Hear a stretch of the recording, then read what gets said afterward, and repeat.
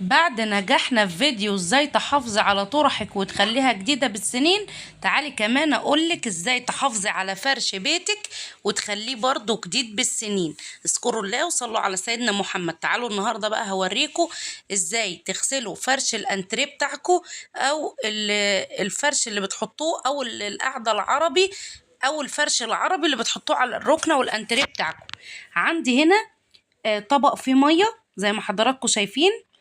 حطيت فيه جل اي نوع، جل غسيل، برسيل، اريال، اي جل، اوكسي، اي حاجه.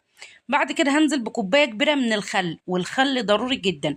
اولا بيحافظ على اللون، وثانيا بيزهزه الحاجه وبيزيدها نظافه كده وبيخلي الحاجه منعنشه ومحافظه على الوانها. تمام. هجيب بقى الفرش العربي اللي هو بتاع الانتريه اللي انا بحطه على الانتريه والركنه، وهبدأ اغطسه كده في المية بالجل بالخل. عايزة اقول لكم الريحة بتبقى رهيبة.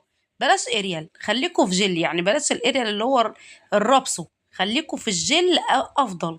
بصوا بقى، اي فرشة انتريه عندك، فرش تسريحة، اي حاجة، كومودينات، اي حاجة، هتروحوا مغطسينه كده في المية بالشكل اللي حضراتكم شايفينه ده.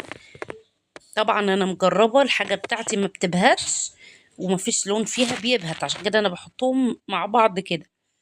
تمام. زي ما قلت لكم بقى، عشان تحافظي على الفرش الانتريه بتاعك ويفضل نظيف وجديد، اوعي تحطيه في الغسالة.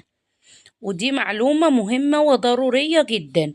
هتحطيه في الغسالة هيبقى بقى هيتعصر، ومع العصر بقى كل مرة في مرة هتلاقيه بقى يرخي كده وقماشته اتمطت معاكي، واللون والشكل ما بيبقاش ظريف. انما لما تحطيه كده تنقعيه بالجل وتحطي له كوبايه من الخل.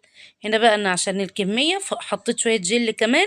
طبعا الميه دي قليله، انا حطيت شويه ميه على قدي عشان اقدر اشيل الطبق. بعد كده بقى هنغمرهم بالميه بالشكل اللي حضراتكم شايفينه ده. هنحط كميه الميه المناسبه وهسيبهم منقوعين مده لا تقل عن نص يوم تقريبا. وبعد كده خلاص بدعكهم وبشطفهم وبنشرهم، وهي دي كانت النتيجة. نطفوا وبقوا زي الفل، مفيش بقع والرسمة برسمتها والألوان مزهزهة زي ما حضراتكم شايفين كده. دي نظيفة والله، والله نظيفة. ده بعد ما نشفوا كمان. تنسوش تجربوا الطريقة، سهلة جدا وبسيطة، وهتخلي بيتك دايما جميل ونظيف، ومش هتخلي حاجة مبقاة عندك، وكمان هتحافظي على حاجتك بالسنين. اشوفكم في فيديو جديد. ما تنسوش تجربوا الطريقة، تنسوش المتابعة والاشتراك لصفحاتي. كنتم مع شيف هدير.